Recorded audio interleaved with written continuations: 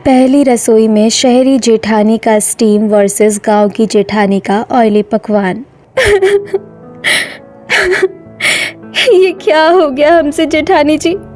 Doctor ने कहा कि दादी सा की हालत हम दोनों के कारण ऐसी हुई है।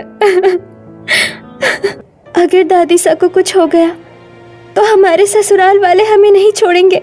दोनों देवरानी जेठानी सपना और काजल अपनी बूढ़ी दादी सास सुजाता की हालत देखकर परेशान हो रहे थे। तभी वहां सपना के सास ससुर मीनाक्षी मदन, दोनों के पति रोहन महेश और दो नंद साक्षी अनुजा ये सब आते हैं। एक बात याद रखना बहुओं, अगर माँ जी को कुछ हुआ ना तो हमसे बुरा कोई नहीं होगा। अगर दादी माँ को कुछ हुआ ना सपना, तो मैं उसी समय तुमसे रिश्ता तोड़कर तुम्हें हमेशा के लिए तुम्हारे मायके भेज दूंगा। बोल बोल कर थक गए थे हम दोनों को, पर आप दोनों हो कि हमारी एक नहीं सुन रहे थे।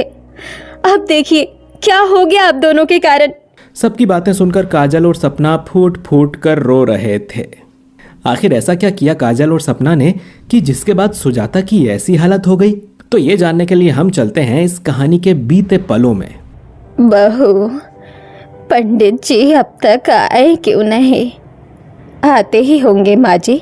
मीनाक्षी जामपुर गांव में अपने इस परिवार के साथ अपने बड़े से घर में रहती है। तभी मीनाक्षी के घर पंडित जी आते हैं और मीनाक्षी को एक लड़की की तस्वीर दिखाते हैं। मीनाक्षी जी, ये है वो लड़की। इसका नाम सपना है। बड़ी संस्कारी और आज्ञाकारी लड़की है। पास के गांव में रहती है। माँ जी देखिए, लड़की तो बड़ी प्यारी है। रोहन बेटा, क्या कहना है तेरा? दादी माँ, जैसा आपको ठीक लगे। पंडित जी, हम कल ही लड़की वालों के घर रोहन का रिश्ता लेकर जाएंगे। तभी वहाँ मीनाक्षी का छोटा बेटा महेश आता है। महेश रोहन दोनों भाई एक कंपनी में नौकरी करते हैं। क्या बात है भाई, किस बात के लिए इतनी खुशियाँ मनाई जा रही हैं? हम सब ने मिलकर तेरे लिए एक भाभी पसंद की है। अरे वाह, ये तो बड़ी अच्छी बात है। अब बहुत जल्द हम तेरे लिए भी लड़की देखना शुरू कर देंगे महेश। मैं तो काजल से प्यार करता हूँ। कल को माँ मेरे लिए कोई भी लड़की ना देख ले। नहीं नहीं, अब मुझे सबको सच बताना होगा। माँ, पिताजी, दादी माँ, आप सबसे मुझे कुछ कहना है। क्या कहना है तुझे? अपने लिए मैं लड़की देख चुका हूँ दादी माँ। कौन है वो लड़की? माँ, उसका नाम काजल है। वो पास के शहर में रहती है। हाल ही में उसने डॉक्टर की पढ़ाई पूरी की है। अच्छा, तूने तो सीधे डॉक्टरनी को ही झांसे में ले लिया। झांसे में नहीं लिया दादी माँ, मैं कॉलेज के समय से उससे प्यार करता आ रहा हूँ। तेरी शादी काजल से नहीं होगी। तू क्या चाहता है कि तेरी वो डॉक्टर प्रेमिका जीवन भर मुझे इंजेक्शन देती जाए? हाँ, तेरी शादी उसी से होगी जिसे मैं पसंद करूंगी, समझा? ये सुनकर महेश दुखी हो जाता है। तभी सब जोर जोर से हंसने लगते हैं। यहाँ मैं इतना दुखी हूँ और इन लोगों को हंसी छूट रही है। अरे महेश बेटा, इतना परेशान मत हो। माँ जी तो मजाक कर रही है। क्या? हाँ, अच्छा हुआ तूने एक डॉक्टरनी को पसंद किया। इस बहाने अब जीवन भर हम सबका मुफ्त में ही इलाज होता रहेगा। आपने तो मुझे डरा ही दिया था दादी माँ। कल हम सपना बहू के घर जाकर रिश्ते की बात करेंगे, फिर उसके दूसरे दिन काजल के घर चले जाएंगे। ये सुनकर महेश काफी खुश हो जाता है। अगले दिन पूरा परिवार पास के छोटे से गांव में एक छोटे से घर में आता है, जहां सपना नाम की साधारण सिंपल गरीब लड़की अपने माता पिता पीयूष और उर्मिला के साथ रहती है। तभी दोनों परिवारों में रिश्ते को लेकर बातचीत होने लगती है। हमें सपना बिटिया बहुत पसंद है और हम चाहते हैं कि ये शादी 8 दिन के भीतर ही हो जाए, जैसा आप कहो समधन जी। सपना बिटिया, मेहमानों के लिए जलपान की व्यवस्था कीजिए। थोड़े समय बाद सब घर में फर्श पर खाने के लिए बैठते हैं और सामने सपना के बनाए पकवान, पुलाव, पालक की सब्जी, भिंडी और मीठी रोटी थी। मारी बिटिया खाना बड़ा ही लाजवाब बनावे है। आप लोगन खा के तो देखिए, ये लोगन क्या होता है भाई? तभी सब पुलाव खाने लगते हैं, पर पुलाव में काफी ज्यादा तेल था, जिसे देख साक्षी कहती है, माँ, इस पुलाव में तो कितना सारा तेल है। ऐसा लग रहा है जैसे चावल को तेल में भिगा कर रख दिया हो। सब्जी में तो कितना ज्यादा तेल है। इतनी तेल वाली सब्जी खाऊंगी तो मेरी तो हालत ही खराब हो जाएगी। खाने में काफी ज्यादा मात्रा में तेल था, इसीलिए पूरी फैमिली बहुत ज्यादा हैरान थी। लेकिन उन्हें सपना पसंद आ जाती है, इसीलिए वो इस चीज को ज्यादा सीरियसली नहीं लेते। कोई नहीं बिटिया, सपना बहू जब हमारे घर आ जाएगी ना, तो हम उसे अच्छे से समझा देंगे कि हम इतना ऑयली खाना नहीं खाते। तभी सब जैसे तैसे वो ज्यादा ऑयल मिला खाना खाकर रोहन और सपना की शादी 8 दिन के बाद तय करके अपने घर चले जाते हैं। शाम का समय था, इसीलिए अब इतना ऑयली खाना खाने से सबको तकलीफ होने लगती है। सपना भाभी ने कितना ऑयली खाना बनाया था यार। जब से मैंने वो खाना खाया है तब से मुझे पेट में जलन हो रही है। महेश बेटा, तेरी वाली तो इतना ऑयली खाना नहीं बनाती ना। नहीं दादी माँ, वो तो एक डॉक्टर है, और डॉक्टर अपनी सेहत का कितना ख्याल रखते हैं ये तो आपको पता ही है। अगले दिन पूरा परिवार पास के शहर में एक काजल नाम की लड़की के बड़े से घर में आता है, जहां काजल के अमीर माता पिता हरीश और मेनका थे। तभी यहाँ भी रिश्ते की बात होने पर सब महेश और काजल की शादी भी उसी दिन तय कर देते हैं। थोड़े समय बाद सब डाइनिंग टेबल पर बैठे थे और सामने काजल के बनाए पकवान अप्पम, सिद्धू, स्टीम समोसे कम ऑयल में बने और साथ में पुट्टू और इमली की चटनी, ये सब थे। अब ये सब देखकर मीनाक्षी और सभी के होश उड़ जाते हैं। ये कैसा खाना है? ये स्टीम पकवान है, काजल ने अपने हाथों से बनाए हैं। तभी सब वो खाने लगते हैं। ये कैसा खाना है, इतना रूखा सूखा? भाई ये क्या बना दिया तेरी होने वाली पत्नी ने, समझ में ही नहीं आ रहा क्या खा रहे हैं। भाई डॉक्टर हैं ये, अपनी डिग्री के हिसाब से ही बनाती हैं ये सब।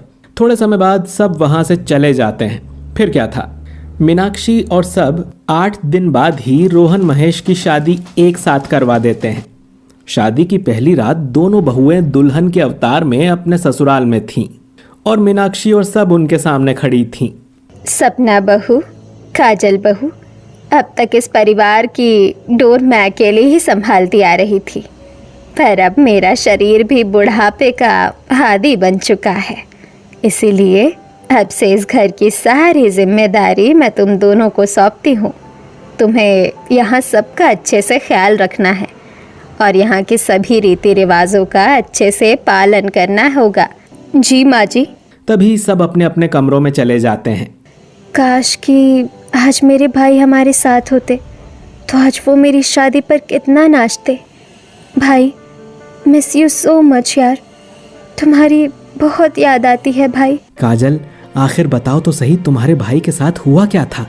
मैं हमेशा तुमसे पूछता हूँ, पर तुम अपने भाई के बारे में मुझे कुछ बताती ही नहीं हो। जो बातें दिल को तकलीफ देती है उन बातों को जुबान पर लाने का कोई मतलब नहीं है महेश जी। अगले दिन सुबह के 6 बजे सपना सबसे पहले उठकर पूरे घर की सफाई करती है, फिर पूजा करती है। तभी सुजाता अपने कमरे से बाहर आती है। सपना बहू, तू इतनी जल्दी उठ गई? तभी सपना सुजाता का आशीर्वाद लेती है। सदा सुहागन रहे मेरी बच्ची। इस घर में सब लोग सवेरे देर से ही उठते हैं, फिर तू क्यों इतनी जल्दी उठ गई? वो क्या है ना दादी सा, मुझे पहले से ही सवेरे जल्दी उठने की आदत है। ये तो बड़ी अच्छी बात है बहू, इंसान को सवेरे जल्दी ही उठना चाहिए। जा, अब सबके लिए चाय पराठे की व्यवस्था कर दे और साथ में मीठा भी बना देना। तभी सपना अपने ससुराल की आलीशान बड़ी सी रसोई में आती है, जहां गैस चूल्हा, इलेक्ट्रिक चूल्हा, इंडक्शन, माइक्रोवेव और भी कई सारी चीजें थीं। अरे बाप रे, यहाँ तो कितनी अलग अलग चीज़ें हैं। चलो अच्छा है यहाँ गैस चूल्हा है, वरना इन इलेक्ट्रॉनिक चूल्हों का उपयोग करना तो मुझे आता ही नहीं है। तभी सपना आटा लेकर पराठे बेलने लगती है तो वहां काजल आती है। गुड मॉर्निंग जेठानी जी। ये क्या होता है? अरे मैं तो भूल ही गई थी, ये अनपढ़ है। कुछ नहीं जेठानी जी, और क्या बना रहे हो नाश्ते में?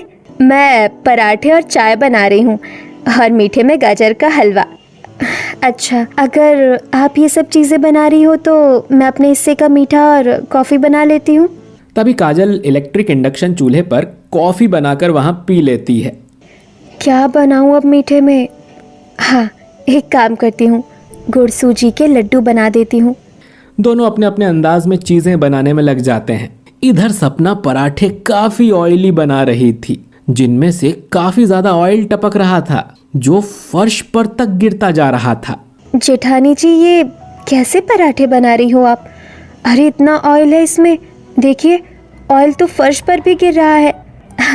ये पराठे तुरंत ही ऑयल चूस लेते हैं और कम ऑयल के पराठे खाने में मज़ा भी कहाँ आता है। पर जेठानी जी, ज़्यादा ऑयली खाना सेहत के लिए अच्छा नहीं होता। अरे सब फालतू की बकवास है ये। तुम डॉक्टर लोगन ना फालतू में लोगन को डराते जाते हो, जबकि खाना तो ऑयल के बिना अधूरा है। उसके बिना ना खाने में स्वाद होता है ना मज़ा।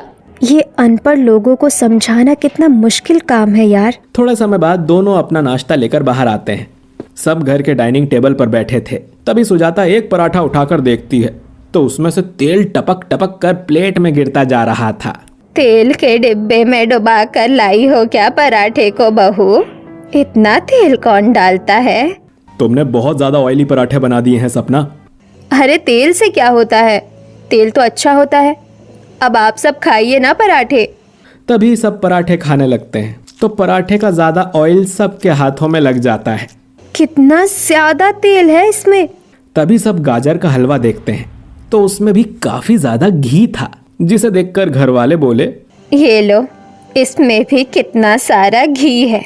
माँ जी, आप ये खाइए ना, गुड़ सूजी के लड्डू, ये मैंने बहुत अच्छे से बनाए हैं। तभी सब लड्डू खाने लगते हैं। स्वाद तो अच्छा है पर खुसखुसे लग रहे हैं। तभी सब नाश्ता कर लेते हैं। उसके बाद दोनों बहुएं अपने अपने काम में लग जाती हैं। दोपहर का समय था। बहू, अब जाओ और खाने की व्यवस्था करो, और हाँ, खाना अच्छा ही बनाना। तभी दोनों अपनी पहली रसोई बनाने रसोई में आते हैं। जेठानी जी, आप क्या बना रहे हो अपनी पहली रसोई में? सबसे पहले तो मैं आलू गोभी की बढ़िया स्वादिष्ट पराठे बनाऊंगी, फिर छोले भटूरे, पालक पनीर, पुलाव और भिंडी की सब्जी बनाऊंगी। अरे वाह, आप तो बहुत कुछ बना रही हो, पर खाने में ज़्यादा ऑयल मत रखना, क्योंकि ज़्यादा ऑयली खाना खाने से सेहत बहुत बुरा असर पड़ता है। देखो, तुम ना अपनी ये डॉक्टर की सलाह अपने पास ही रखा करो। खाने में तेल रहेगा तभी खाने का मज़ा दुगना होगा। तभी सपना अपने पकवान बनाने में लग जाती है। एक काम करती हूँ, मैं पातोड़े, लिट्टी ढोकला, खांडवी, ग्योजा और इडली बना देती हूँ। कम ऑयल में अच्छा हेल्दी खाना। इधर सपना एक बड़ी कढ़ाई में कई सारा तेल डालती है और उस खौलते हुए तेल में मसाला, हरी मिर्च डाल देती है, जिसके बाद पूरी रसोई में मिर्चियों की धांस फैल जाती है। अरे जेठानी जी, ये क्या है? क्या बना रहे हो आप ऐसा कि इतनी धांस फैल गई? मैं छोले भटूरे बना रही हूँ। तभी काजल अपने स्टीम्ड पकवान एक स्टीमर में डालकर बिना तेल मसाले के भाप में बनाने लगती है। थोड़े समय बाद सपना छोले भटूरे, पालक पनीर ये बनाकर तैयार कर देती है। अब एक तरफ इनमें कई सारा तेल था तो वहीं इधर काजल ने पातोड़े, लिट्टी ढोकला ये सब बना लिए थे। काजल, ये कैसे पकवान बनाए हैं तूने? इसमें तो तेल नाम की कोई चीज़ भी नहीं है। बिना तेल के इसमें स्वाद कैसे आएगा? जेठानी जी, हमें हमेशा ऐसा ही खाना खाना चाहिए। ये हमारी सेहत के लिए बहुत हेल्दी होता है। ऑयली मसालेदार पकवान तो सेहत को नुकसान पहुंचाते हैं। यार, मैं बचपन से ऐसा ही खाना खाती आ रही हूँ। मुझे तो कभी ऑयली खाने से कोई नुकसान नहीं हुआ। थोड़े समय बाद सब घर में डाइनिंग टेबल पर बैठे थे और सामने सपना और काजल दोनों के बनाए सारे पकवान थे। अरे वाह, दोनों बहुओं ने तो पहली रसोई में कितना कुछ बना लिया। तभी सब सपना के हाथ के बनाए पकवान खाने लगते हैं, जिसमें काफी ज्यादा ऑयल था। सपना बहू, ये कैसी भिंडी की सब्जी बनाई है तूने? इसमें कितना सारा ऑयल है। हम इतना ऑयल वाला खाना नहीं खाते। माँ जी, ऑयल से कुछ नहीं होता, खाना तो स्वादिष्ट बना है ना। तभी सब काजल के बने स्टीम पकवान खाने लगते हैं। मज़ा तो उन्हें काजल के बनाए हुए खाने में भी नहीं आता, लेकिन दोनों बहुओं की पहली रसोई थी, इसलिए वो सब काजल और सपना की इस गलती को इग्नोर कर देते हैं और थोड़े समय बाद सबका खाना हो जाता है। तब ससुर दोनों बहुओं को नेक देते हुए कहते हैं, खाना दोनों ही बहुओं ने अच्छा बनाया था, बस एक बहू ने खाने में ज़्यादा ऑयल कर दिया था और दूसरी बहू ने तो ऑयल डाला ही नहीं। लेकिन कोई बात नहीं, धीरे धीरे तुम दोनों सीख जाओगी बेटा, और ये लो तुम्हारा नेक। तभी दोनों बहुएं घर की सफाई और बाकी कामों में लग जाती हैं। शाम का समय था और सब घर में बैठे थे। जेठानी जी, आप कल से रोज दोपहर के खाने की व्यवस्था कर दीजिएगा। मैं रात के खाने की व्यवस्था कर दिया करूँगी, क्योंकि दिन में मुझे अपने क्लिनिक जाना पड़ेगा ना। ठीक है काजल। रात का समय। काजल रसोई में आकर steamed momos soup, steam rice और वेज मंचूरियन स्टीम्ड मिक्स और साथ में स्टीम फिश बना देती है। थोड़े समय बाद सब घर में डाइनिंग टेबल पर बैठे ये स्टीम पकवान खा रहे थे। क्या काजल भाभी, फिर से रूखा सूखा खाना? भला ऐसा खाना कोई बनाता है क्या? साक्षी, मैं एक डॉक्टर हूँ और मुझे पता है कि सेहत के लिए कैसे पकवान ज़रूरी है।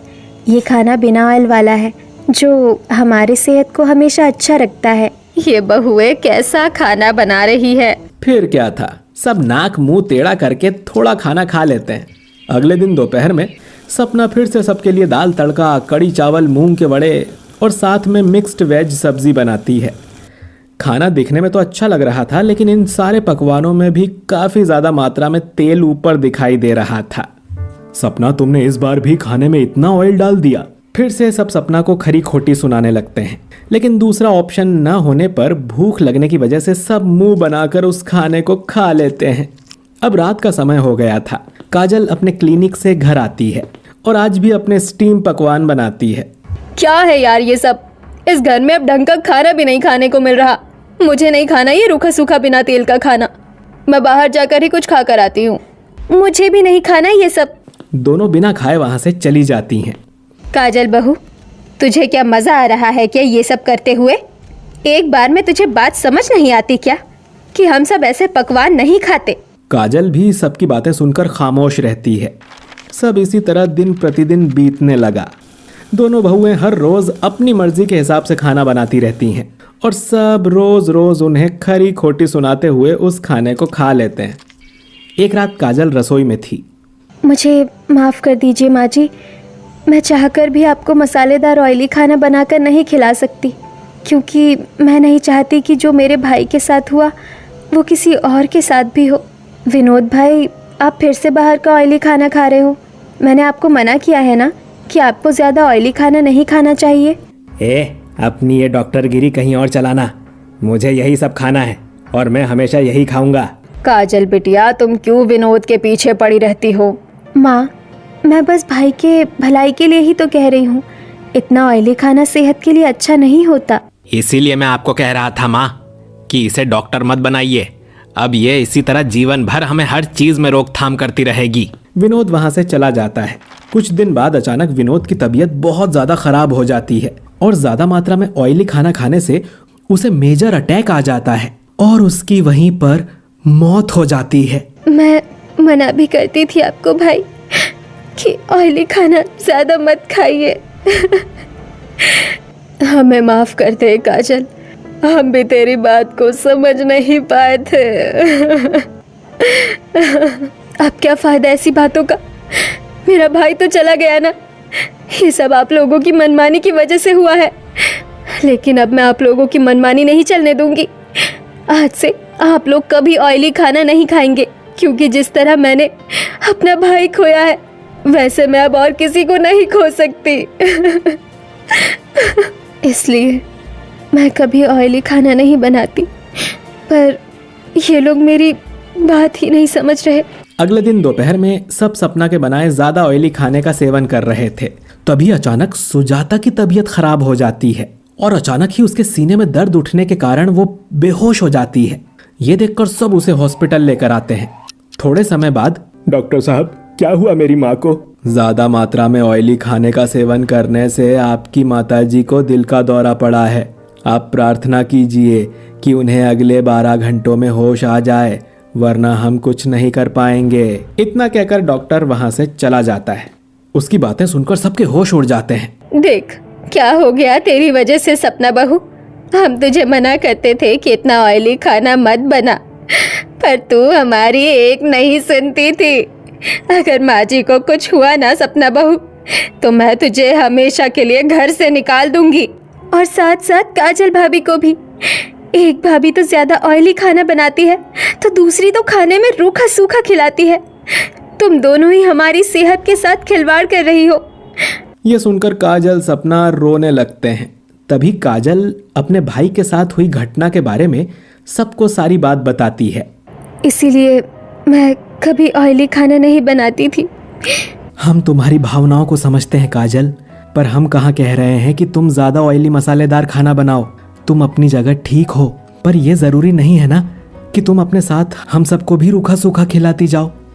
ना ज़्यादा तेल हमारे शरीर के लिए अच्छा होता है, और ना ही एकदम रूखा सूखा खाना, क्योंकि हमारे शरीर में गुड कोलेस्ट्रॉल भी होने चाहिए। इतना तो तुम्हें पता ही है। आप सही कह रहे हो जी। भाई की मोहब्बत में मैं ये भूल ही गई थी कि आप सब क्यों इस खाने के हकदार बन रहे हो। मैं वादा करती हूँ जी कि आज के बाद मैं कभी स्टीम खाना नहीं बनाऊंगी। और मैं पढ़ी लिखी नहीं हूँ माँ जी, इसलिए मुझे केवल इतना पता है कि 3 लोगों के हिसाब से 5 पन्नी तेल खाने में लगता है। अब मैं डर रही थी ये बात कहने के लिए कि अगर मैं सबको बताती कि खाने में कितना तेल लगता है, इस बारे में मुझे पता नहीं है, तो आप सब मेरा मजाक बनाते थे। और जब भी मैं खाना बनाती थी तो खाने में हमेशा तेल ज़्यादा हो जाता था। दोनों की मजबूरी समझकर सब दंग रह जाते हैं। क्या बहू, अगर ऐसी बात थी तो तुमने पहले बता देना था हमें। थोड़े समय बाद सुजाता को होश आ जाता है और सब घर चले आते हैं। दोपहर का समय, सपना और काजल रसोई में थे। जेठानी जी, अब इस घर में वैसा ही खाना बनेगा जैसा कि हमारे ससुराल वालों को पसंद है। फिर क्या था, दोनों सारे पकवान नॉर्मली बनाकर बाहर ले आते हैं, जिसके बाद सब खुशी खुशी वो पकवान खाते हैं। तो इसी तरह दोनों बहुओं की मजबूरी भी सबने समझी, और अंत में दोनों बहुओं ने अपने ससुराल की परेशानी समझकर रोज रोज सबके लिए हेल्दी और स्वादिष्ट पकवान बनाना शुरू कर दिया, और सभी लोग खुशी खुशी अपना जीवन बिताने लगे।